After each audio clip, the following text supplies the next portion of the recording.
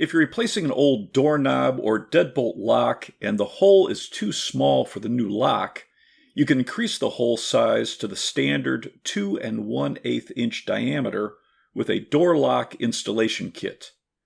The door lock kit will keep the hole saw in place since the pilot bit doesn't have anything to drill into.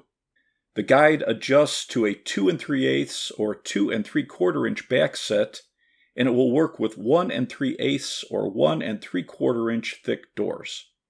The saw guide is held in place with a clamp or screws. This style uses 2 screws in the edge of the door to keep it in place. Put the guide over the old hole, adjust the back set, and use the 2 1/8 inch hole saw. Drill halfway through, then repeat on the other side to reduce the chance of splintering the wood by drilling all the way through the door.